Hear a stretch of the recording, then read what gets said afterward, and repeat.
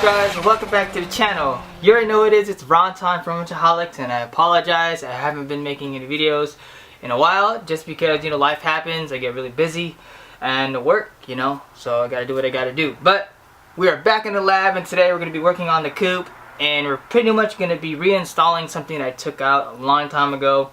And I guess you guys already know from the thumbnail, I am installing my radio back into the 240.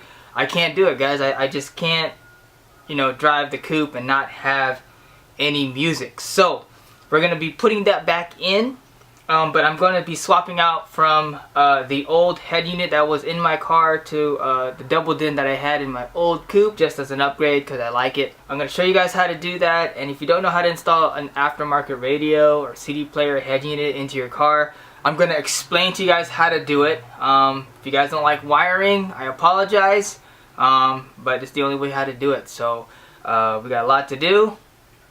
Let's get to it. Alright, so this is the old head unit that came out of the 240 coupe. It is made by Pioneer, so you know it's pretty good. I would say. I don't know, but the front faceplate says Premier, so I don't know. This must be their like cheap line auto swag, I don't know.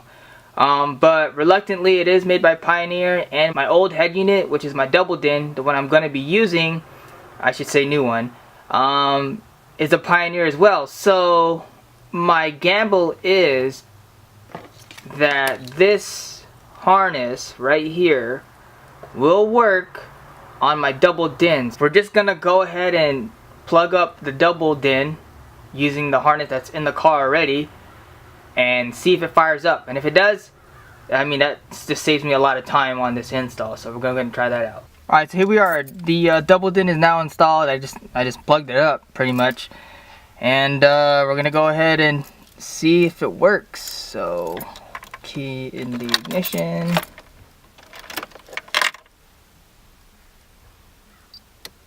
Sweet, fires right up. I would assume it works. Can't really say, but I'm pretty sure it does. I guess the guy that had it must have had a system.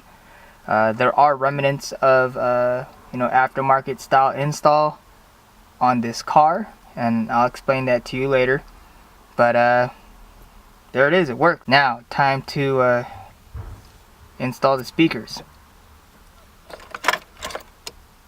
So my front speakers work, but my rears don't, and the reason why my rears don't is because I don't have any.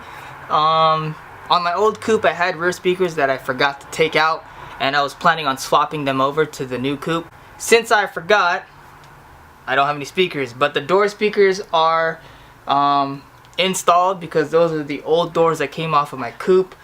They're better condition from the doors that came on the newer shell, so we went ahead and we just kept it, but it wasn't working. But I tested it out. The front speakers work. We're all gravy. The backs is another story. I don't have any in the back. So what we're gonna do is we're gonna go ahead and install some 6.5s. I think the OE size is 5 1/4. I think. Don't quote me on that, but in regards to that, I know that 6.5 fit because I was using 6.5s a long time ago. So you should have no issues with mounting 6.5 speakers. So actually, a friend of mine was pretty cool. He supplied me some 6.5s. You know, saved me some dinero. And he was able to hook me up with some two-way Pioneer 6.5s. So these are pretty cool. They look pretty flashy. Quality looks pretty good. And these are the TSF16 34Rs. Don't know what that means, but I guess it's just another 6.5 speaker. So we're gonna go ahead and hook this up to the back.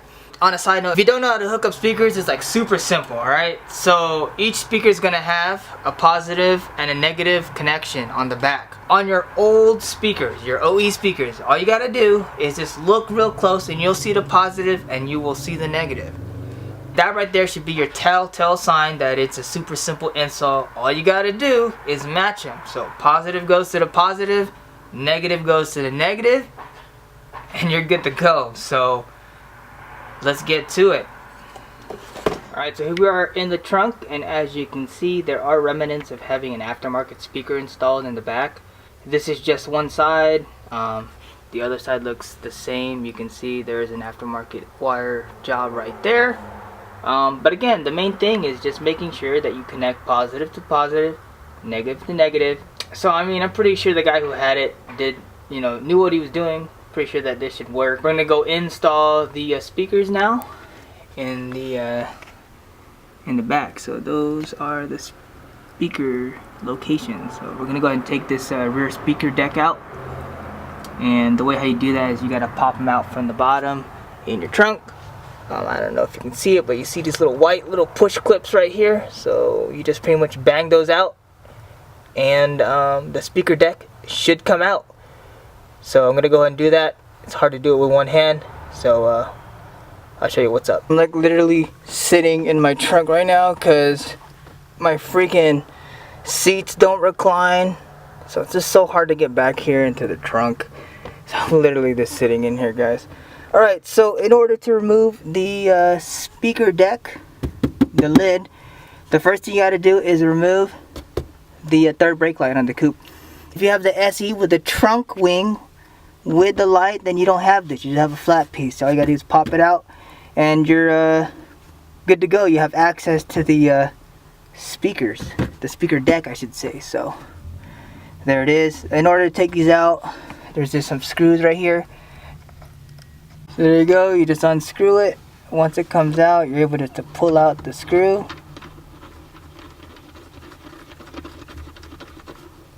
Like I said, I screw it out. So, and then this thing should pop out right here. Kind of hard to do with one hand, so I'll be right back. So there you go. Just pull this out. You should do that on both sides. Once you get these both out on both sides, this should come out. And then from there, you're going to have to unhook the harness that belongs to the third brake light.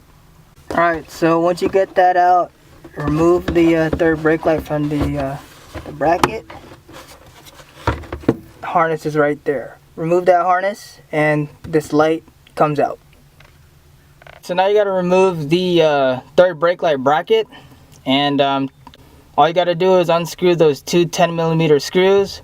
One's right there, you can see it, and the other one's on adjacent to the other side, and that should take care of the bracket, and you remove the bracket.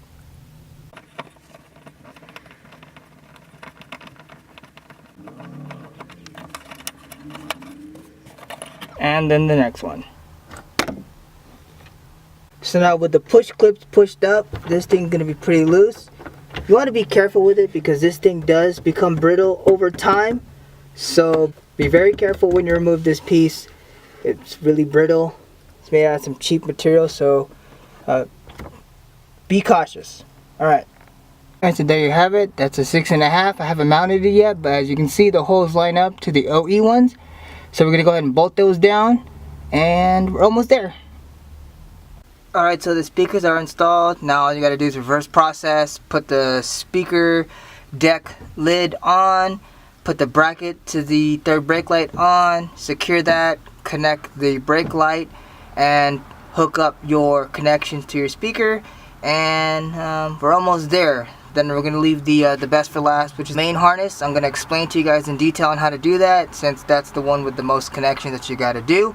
And you should be almost there. So we're going to go ahead and wrap this up, and then I'm going to explain to you the main head unit harness. So pretty much just wrapping it up. Just push all the clips down here. Now remember, be very careful because this thing's really brittle, so you don't want to break it. But go ahead and push all those clips in. And there you go. You can see the speaker from the OE speaker cover. So those look pretty sick. And then all we got to do now is connect the speakers. So I'm going to get out the car. I've been crammed here in the back. Sucks. Alright, so now all we're going to do now is just connect these wires right here. Big to big, small to small. On the new speaker up top. Alright guys, so we did luck out. The harness works. But what I did was I went ahead and removed it because this is the old harness that came with the radio that was in the car before. And I don't know how well he did this job. I mean, looks like he soldered it, feels like he soldered it, but I don't know. I just used the harness that I made on the double din when I first had it in the coupe. So to explain this in short, this harness is supplied by the radio company that you bought your head unit from. And all you gotta do, it's super simple guys, all you gotta do is just match colors. So on this one, let's say for example this is the white with a black tracer, you connect that white and black wire to the white and black wire that's on the OE harness. You do that so on and so forth. This blue wire here is to power up your amp, I should say. It's a signal wire that goes to the amp. But if you don't have an amp, you don't got to worry about it. If you plan on installing one in the near future, go ahead and just have it hooked up but not connected. You can just roll it up, tuck it away, and you should be good to go. So there it is. Again, match up the wires from the new harness to the OE harness. Once you get that done, test it out. So we're going to go ahead and test it out and see if it works, guys. Alright. Alright, so another reason why I decided to go with this one, obviously it's a double DIN, it's better than the single DIN head unit, is that I can connect my USB to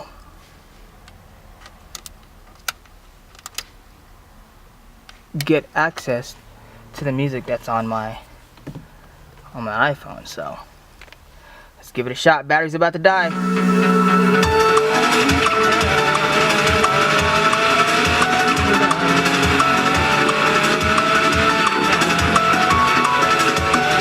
Alright guys, that's it for the episode. Thanks for watching. Thanks for the support.